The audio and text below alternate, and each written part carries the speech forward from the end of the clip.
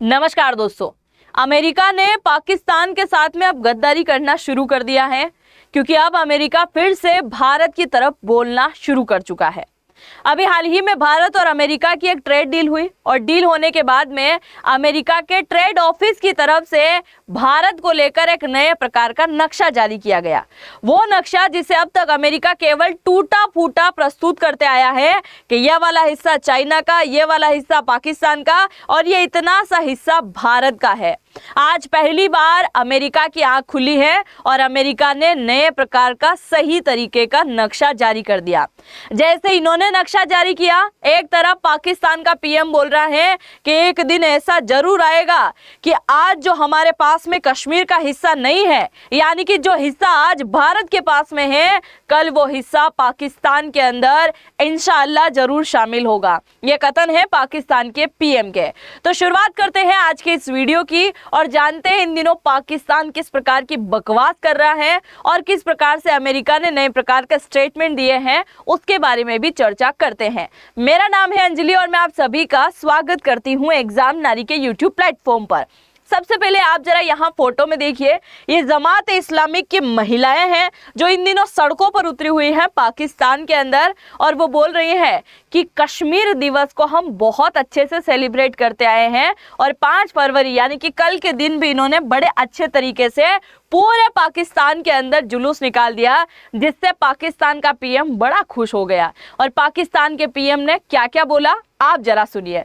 पाकिस्तान का प्रधानमंत्री बोलता है कि एक दिन आएगा कि कश्मीर पाकिस्तान का हिस्सा जरूर बनकर रहेगा, क्योंकि पाकिस्तान की हर एक जनता कश्मीरी जनता के साथ में खड़ी हुई है और आज कश्मीर के अंदर सबसे ज्यादा मुसलमान हैं, उस हिसाब से वो हिस्सा तो पाकिस्तान का होना चाहिए, ये इन भाई साहब ने कहा है। अब ये बकवास कहाँ करी है, तो ये आपको दिखाई दे रहा होगा एक देश का नक्शा जिसे आप अच्छे से जानते हैं कि भारत की भूमि पर कब्जा है। यह है पाकिस्तान का मैप और पाकिस्तान का मैप जो है पूरी तरीके से 4 भागों में बटा हुआ है। एक हिस्सा आता है बलूचिस्तान, जो कि इनसे संभल नहीं रहा है, वो खुद को अलग देश कई बार घोषित कर चुका है, ये जाने नहीं दे रहे हैं। दूसरी तरफ आता है सिंध, जो कि कब से बेकरार हो रहा है कि हम भारत के अंदर मिल जाएं, पर ये मिलने नहीं दे रहे हैं। तीसरा आता है खैबर पख्तूनवा, जिसे आज नहीं तो कल अफगानिस्तान वाले छीन कर रहेंगे, ये वो कई बार बोल चुके हैं। और फिर अकेला बचा हुआ है इनके पास में पंजाब, जहां पर हर प्रकार का ये डेवलपमेंट करते हैं। अब ये वाला हिस्सा मैंने नहीं बताया, ये वाला हिस्सा हमारा ही है, जो कि 1947 में इन्होंने हमसे छीन लिया था, 48 के आते आते।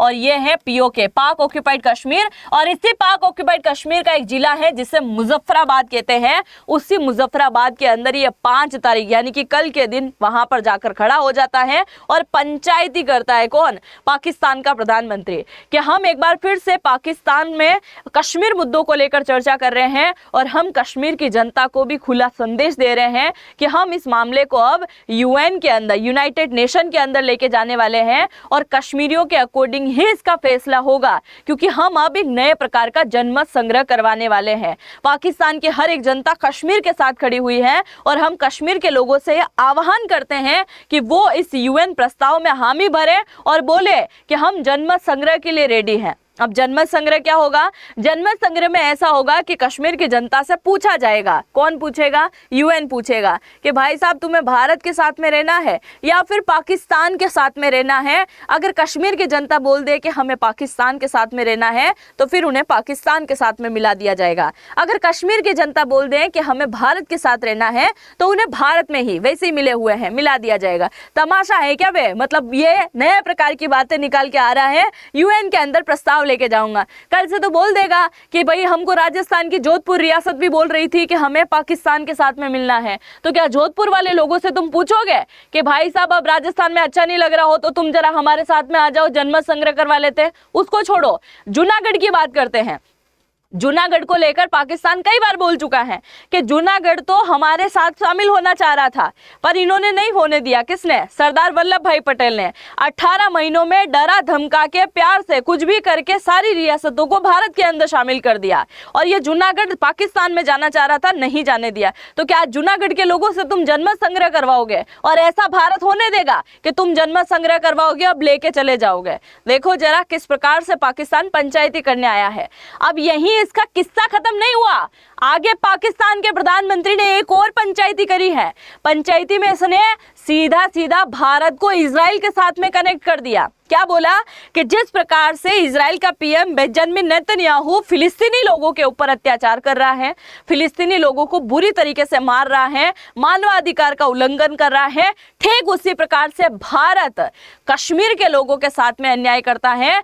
आज कश्मीर का मुद्दा फिलिस्तीन के जैसा ही मुद्दा है, क्योंकि कश्मीर के लोगों का भी मानवाधिकार का उल्लंघन होता है। ये ऐसे ऐसे स्टेटमेंट दे रहा है भाई पाकिस्तान। यहाँ पर अब पाकिस्तान की पंचायती चल रही है कि यूएन के अंदर लेके जाएंगे। यूएन वाले बेचारे 17 बार बोल चुके हैं कि जनमत संग्रह करवाओ, और अब जब धारा 370 हट चुकी है, ये हमारे भारत का अभिन्न अंग बन चुका है, तो इसमें यूएन को भी बोलने का कोई अधिकार नहीं है। ना तो यूएन यहाँ पर बोलेगा, ना कोई और देश यहाँ पर बोलेगा, क्योंकि ये भारत का मामला है और भारत इस मामले को अच्छे से निपटाना जानता है और पाकिस्तान को जवाब देना भी जानता है। तो पाकिस्तान अपनी चोंच को थोड़ा बंद रखे तो ही सही रहेगा। दूसरी तरफ पाकिस्तान तो स्टेटमेंट दे रहा है और पाकिस्तान की जनता भी पगला रही है। पाकिस्तान की जनता सड़कों पर घूम रही है और बोल रही है, हाँ भाई साहब आप बोलोगे वही होगा, क्योंकि हर साल 5 तारीख को हम क्या मनाते हैं, कश्मीर एकजुटता दिवस मनाते हैं, और उसे ही लेकर यहाँ पर नारेबाजी कर रहे हैं, बोल रहे हैं कि हम कश्मीर के साथ हैं, कश्मीर की जनता के साथ हैं,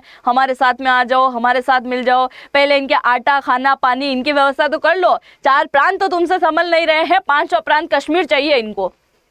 खैर उस चीज को छोड़ो, अब यहाँ पर इनके जो नए नए बाप दादा बने थे अमेरिका वाले, उन्होंने तक इनके मुंह पे चमाट मार दिया है बहुत बुरी तरीके से, क्योंकि अभी तक अमेरिका का ट्रम्प चचा, अमेरिका के जितने भी राष्ट्रपति हुए हैं, उन्होंने लगातार अब तक पाकिस्तान का समर्थन किया। आप सभी को याद होगा जब जब भारत पाकिस्तान का युद्ध हुआ, समर्थन देने के लिए सबसे पहले अमेरिका आगे आकर खड़ा हुआ है और समर्थन किया है किसका, पाकिस्तान का। वो तो आपने देखा है।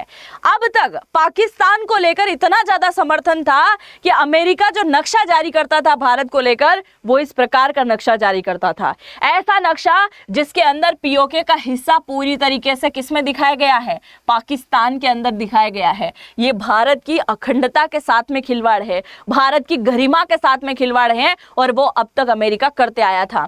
यहाँ पर पीओके के अंदर का जो हिस्सा, ये जो हिस्सा हमारा है, उस वाले हिस्से को उसमें दिखा दिया। दूसरा, आपको यहां पर एक हिस्सा भी नहीं दिखाई दे रहा होगा जिसे हम अक्साई चीन कहते हैं, और ये अक्साई चीन वर्तमान में किसके पास में है, चाइना के पास में है। तो ये ओरिजिनल नक्शा है हमारा, जिसमें हमारा पीओके आपको यहां पर दिखाई दे रहा होगा, और ये रहा हमारा अक्साई चीन वाला इलाका। तो ओरिजिनल मैप ये है। अमेरिका कौन सा जारी करते आया है, इस प्रकार का नक्शा जारी करते आया है। पर अब अमेरिका की अकल भी ठिकाने आ रही है। अमेरिका ने अभी हाल ही में नया नक्शा जारी कर दिया, जो रातों रात सोशल मीडिया पर वायरल हो रहा है। नक्शा इस प्रकार का जारी किया गया है, और यह नक्शा कहां से जारी हुआ है, तो अभी हाल ही में आप सभी को पता है कि शुक्रवार के दिन अमेरिका और भारत की ट्रेड डील हुई, जिसमें 50% टैरिफ भारत के ऊपर लग रहा था, उसे घटाकर 18% कर दिया। उसमें भी पाकिस्तान दुखी हो रहा होगा। ये भी गलत चीटिंग है दादा, इस प्रकार की चीटिंग ना करो मालिक, क्योंकि अमेरिका ने पाकिस्तान के ऊपर 19% टैरिफ लगा रखा है, जिसे लेकर पाकिस्तानी बड़े खुश हो रहे थे कि भारत वालों के ऊपर 50% टैरिफ लग गया, हमारे ऊपर तो केवल 19% टैरिफ है। तो भारतीय लोगों का नंबर है खुश होने का, क्योंकि 1% चाहे कम हो पर है ना। तो 18% भारत के ऊपर टैरिफ हो गया, 19% पाकिस्तान के ऊपर। तो जैसे ही ट्रेड डील यहाँ पर साइन हुई, और ट्रेड डील जहाँ जैसे ही होती है, तो अमेरिका का जो ट्रेड ऑफिस है उसकी तरफ से नए प्रकार का नक्शा जारी किया गया। और अब तक ये कई अलग अलग प्रकार का नक्शा जारी करता था, जिसमें पीओके का हिस्सा अपना नहीं बताता था, और अब इसने पीओके और अक्साई चीन का हिस्सा भी भारत का बता दिया है। और ये अमेरिका के इतिहास में आज पहली बार होने जा रहा है, क्योंकि अमेरिका ने कभी भी भारत का नहीं दिया, खास करके इन मैप के मामले में। अब अमेरिका ने ऐसा किया। आप सभी को यह तो जरूर पता होगा कि पीओके हमसे कैसे छिना। अगर नहीं पता है तो आप जरा सुनिए, कुछ सेकंड के अंदर मैं आपको बता देती हूं पीओके कैसे हमसे छिन गया था। बात है 1947 की। 1947 के अंदर क्या हुआ, भारत आजाद हुआ। और आजाद होने के साथ साथ भारत का एक टुकड़ा हुआ और बना पाकिस्तान। क्योंकि पाकिस्तान का जो मोहम्मद अली जिन्ना है, जो राष्ट्रपिता हैं, वो अच्छे से जानता था कि अगर अंग्रेज यहाँ से चले गए तो अंग्रेज के जाने के बाद कभी भारत बंटवारा नहीं करेगा। इसलिए अंग्रेजों के पैर पहले ही पकड़ लिए, बोल दिया भाई साहब बंटवारा करके ही जाना, नहीं तो जाना मत। बंटवारा कर दिया। जैसे बंटवारा हुआ तो भारत के अंदर उस समय कई सारी रियासतें हुआ करती थी। टोटल 565 रियासतें थी। अब टोटल 565 रियासतों को कहा गया अंग्रेजों की तरफ से कि तुम चाहो तो पाकिस्तान के साथ मिलो, तुम चाहो तो भारत के साथ रहो, और अगर तुम इन दोनों के साथ नहीं मिलना चाहते तो एक अलग देश भी बना सकते हो। क्योंकि भारत में हमेशा अंग्रेजों ने एक नीति को लागू किया था, फूट डालो और राज करो, और भारत को जाते जाते भी अंग्रेज तोड़ना चाहते थे, और यही बात उन्होंने करी और इन्होंने तोड़ भी दिया। पाकिस्तान का एक टुकड़ा किया और बाद में जितनी भी रियासत थी उनको सरदार पटेल को सौंपा गया कि भाई साहब डरा धमका के करो या कैसे भी करके तुम भारत के अंदर शामिल करो। टोटल 18 महीने का समय लगा और सरदार वल्लभ भाई पटेल ने सारी की सारी रियासतें भारत में जोड़ दी। पर उनमें से कुछ रियासतें उस समय बड़ा नाटक कर रही थी, जैसे हैदराबाद रियासत हो गई है, भोपाल रियासत हो गई है, वांगणकोर रियासत, त्रावणकोर रियासत हो गई है, इसके अलावा जम्मू कश्मीर रियासत हो गई है, जूनागढ़ रियासत हो गई है और जोधपुर रियासत हो गई। इन रियासतों ने बड़ा हंगामा किया और उनमें से जम्मू कश्मीर के जो रियासत के जो उस समय के जो राजा हुआ करते थे, हरि सिंह डोगरा, वो बोलते हैं कि ना तो मुझे भारत के साथ मिलने में कोई दिलचस्पी है, ना मुझे पाकिस्तान के साथ में मिलने में कोई दिलचस्पी है, तो मैं किसी के साथ नहीं मिल रहा हूँ। हरि सिंह डोगरा एक अलग राज बनाएगा, एक अलग देश बनाएगा, अलग कश्मीर देश होगा, मुझे किसी के साथ मिलने की जरूरत नहीं है। मना कर दिया साहब। और बाकी जो भारत के अंदर जो रियासतें थी, भोपाल वगैरह, त्रावणकोर, जूनागढ़, सबको, जोधपुर को, सबको डरा धमका के प्यार से कुछ भी करके सरदार वल्लभ भाई पटेल ने भारत के अंदर शामिल कर दिया। पर कश्मीर एक मामला अलग रह गया। ठीक है भाई, कश्मीर के राजा ने बोल दिया अलग रहेंगे, अलग रहना भी शुरू कर दिया। कुछ ही महीने के बाद में पाकिस्तान अपनी औकात पे आ गया। पाकिस्तान ने कश्मीर के अंदर घुसपैठियों के जरिए हमला करवाना शुरू कर दिया और एकदम अचानक से हमला कर दिया। हमला हुआ, हरि सिंह डोगरा भागते हुए श्रीनगर की तरफ आए और फिर जो है भारत सरकार से मदद मांगी। उस समय भारत के प्रधानमंत्री कौन थे? पंडित जवाहरलाल नेहरू। और पंडित जवाहरलाल नेहरू जी बोलते हैं कि मदद तो कर देंगे, पर तुम्हें विलय पत्र पर सिग्नेचर करना पड़ेगा कि आज से जम्मू कश्मीर भारत का हिस्सा है।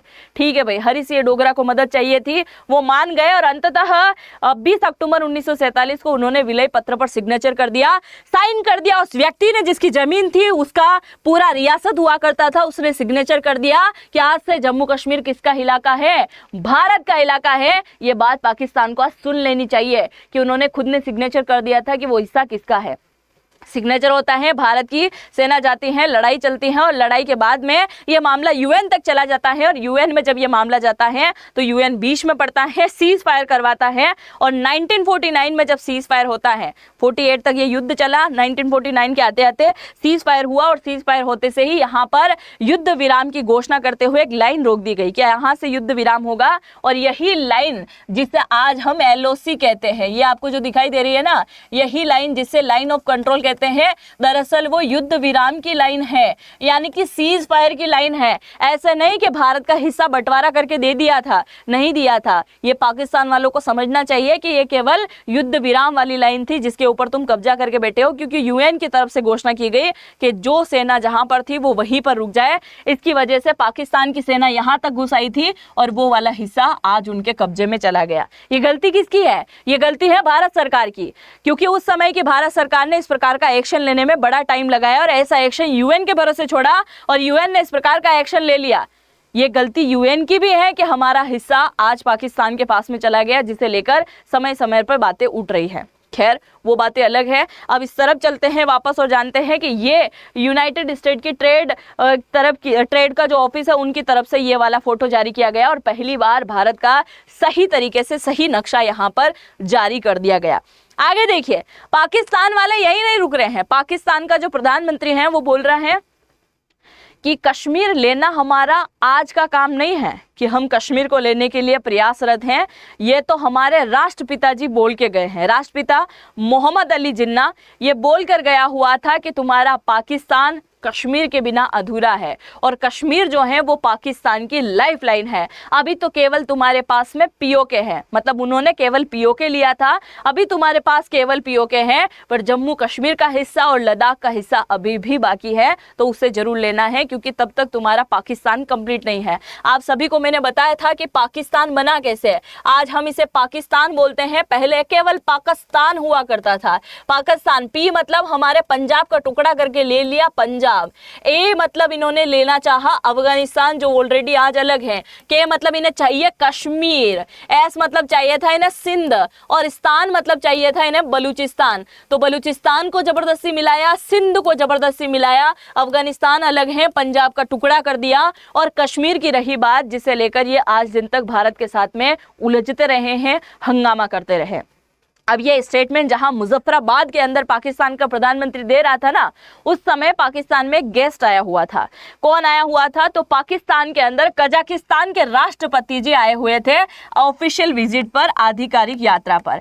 कजाकिस्तान उन इस्लामिक देशों में से शामिल हैं जो कि हम गिनते हैं ना कि पूरी दुनिया में 57 इस्लामिक कंट्री हैं, उन इस्लामिक कंट्रियों में से एक आता है कजाकिस्तान। कजाकिस्तान के राष्ट्रपति टोकायेव वहां पर बैठे हुए थे और फिर पाकिस्तान के प्रधानमंत्री ने बोलते हुए उनसे हामी भरवाने की कोशिश करी कि हम ये मामला, कश्मीर का मामला जब यूएन के अंदर लेके जाएंगे तो क्या आप हमारा साथ दोगे कि नहीं दोगे, क्योंकि हमें उम्मीद है कि वहां पर वोटिंग होगी और जब वोटिंग होगा तो 57 इस्लामिक कंट्री तो हमारा साथ देगी। उसी समय वहां से उठ खड़े हो गए कजाकिस्तान के राष्ट्रपति और उन्होंने बोला था ऐसी पैतरबाजी ना अपनाओ क्योंकि हम इस प्रकार के काम में आपका समर्थन नहीं करने वाले हैं। इस प्रकार का स्टेटमेंट ये देकर वहां से चले गए। और अब पाकिस्तान वाले बोल रहे हैं कि हम ऐसा स्टेटमेंट ना दें तो हमारी फॉरेन पॉलिसी चल नहीं सकती, क्योंकि हमारी फॉरेन पॉलिसी केवल कश्मीर के मुद्दे पर ही आधारित है। और भी मुद्दे हैं, मैं बताती हूँ आपको। एक मुद्दा है, पाकिस्तान वाले पीएम के पास ये वीडियो भेज देना, उनको बोलना एक आटा दाल चावल का भी मुद्दा है तुम्हारे पास, पानी तुमको खाने के लिए पीने के लिए नहीं मिल रहा है तो पानी का मुद्दा भी तुम्हारे पास में है ना, आटे का मुद्दा भी हो गया है, भूखमरी के शिकार हो रहे हैं, और भीख भी बड़ी तुम अच्छे से मांग लेते हो तो भीख का मुद्दा भी है कि भाई हमको नेशनल तरीके से इसका टैग मिल जाना चाहिए कि हाँ पाकिस्तान जितनी भीख मांगता है उतना कोई नहीं मांग सकता। तो कई प्रकार के मुद्दे हैं तुम्हारे पास में, ऐसा क्यों सोचते हो कि कश्मीर के अलावा और कोई मुद्दे नहीं है। तो इन्होंने स्टेटमेंट दिया कि फॉरेन पॉलिसी तो कश्मीर पर आधारित है और अगर कश्मीर मुद्दे को भूल जाएंगे तो फॉरेन पॉलिसी ही खत्म हो जाएगी।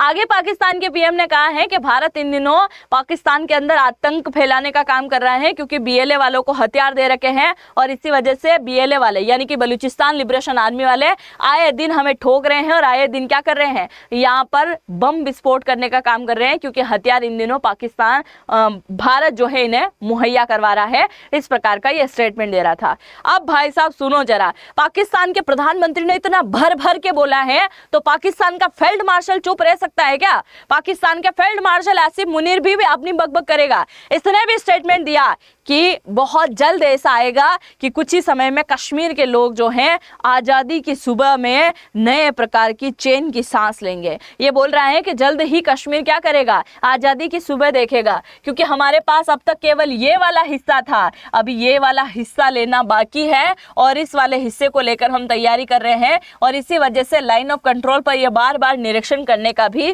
काम कर रहा है पाकिस्तान का फील्ड मार्शल आसिफ मुनीर। अब ये बातें तो चल ही रही है कि पाकिस्तान इतना ज़्यादा परेशान हो चुका है भारत से कि पानी जब भारत नहीं दे रहा है तो पानी के मुद्दे को कहाँ लेके गया है, उस कोर्ट के अंदर लेके गया है जिस कोर्ट को बनाने वाला भारत है। अब कैसे भारत है, आप सभी को मैं बता दूं कि 1960 के अंदर भारत और पाकिस्तान के बीच क्या हुआ, सिंधु नदी जल समझौता हुआ। सिंधु नदी जल समझौता जब हुआ था तो उस समय कुछ रूल्स एंड रेगुलेशन भी बनाए गए। उस समय कोर्ट का निर्माण किया गया और उस कोर्ट को कहा गया कोर्ट ऑफ आर्बिट्रेशन, यानी कि ऐसी कोर्ट अगर उस मामले को लेकर अगर ये लेके जाएंगे, यानी कि हमने सिंधु नदी जल समझौता कर दिया, कोई अड़चन आ रही है तो इस कोर्ट में उसका मुकदमा चलेगा। अब पाकिस्तान को भी अच्छे से पता है कि इसी कोर्ट में जाना पड़ेगा, इसलिए पाकिस्तान यहाँ जाकर भारत के खिलाफ दलीलें देना शुरू कर देता है। इधर भारत के पीएम की तरफ से से स्टेटमेंट आता है कि जब हमने सिंधु नदी जल समझौते को रद्द कर दिया तो रद्द के टाइम जो नियम कानून या किसी प्रकार का कोर्ट हमने बनाया उसको हम क्यों माने, उसको हम मानते नहीं है। तुम चाहो तो चाहो जितनी दलीलें दो, हमको उससे कोई फर्क नहीं पड़ता है। और ये कोर्ट वर्तमान में कहाँ पर है, तो ये नीदरलैंड के हैग के अंदर है ना। नीदरलैंड के हैग के अंदर इसका एक नए प्रकार का कोर्ट बना हुआ है, अंतर्राष्ट्रीय जज शामिल होते हैं और ये अप्रैल 2000 मई जून जुलाई के आसपास से ही वहां पर जा रहा है। लगातार जाओ, इससे भारत को कोई फर्क नहीं पड़ता है। अभी तो तुमको पानी के लिए रुलाया है, अभी तुमको खाने के लिए रुलाना बाकी है, तो भारत के साथ किसी प्रकार का पंगा नहीं लेना। अब पाकिस्तान के लिए एक एक लाइन हो जाए, क्योंकि आज के वीडियो में मैं कुछ नहीं बोलना चाहूँगी। अंत में पूरा वीडियो आपने ध्यान से सुना होगा। अमेरिका को लेकर, पाकिस्तान को लेकर आपको जो भी समझ में आए एक कमेंट इनके लिए ज़रूर से कर देना और इस वीडियो को अपने दोस्तों के साझा जरूर से कीजिएगा ताकि ये वीडियो पाकिस्तान वालों के पास में जरूर जाए। क्योंकि एक वीडियो पहले मैंने बनाया था पाकिस्तान को लेकर, जो कि पाकिस्तान के पास में गया और पाकिस्तान की मीडिया ने बुरी तरीके से मुझे रोस्ट कर दिया था कि देखो ये इंडिया की जो मीडिया है वो भी हमें कवर कर रही है। मुझे मीडिया वाली तक इन्होंने कवर किया था और बहुत अनाप शनाप तरीके से इन्होंने बोलने का काम किया। एक बार फिर से मैं यही बोलूँगी कि वीडियो भी पाकिस्तान के लोगों के पास में पहुँचना चाहिए ताकि उनकी आँखें खुले, क्योंकि पाकिस्तान का प्रधानमंत्री जैसे नाच नचा रहा है वैसे नाच रही है पाकिस्तान की जनता।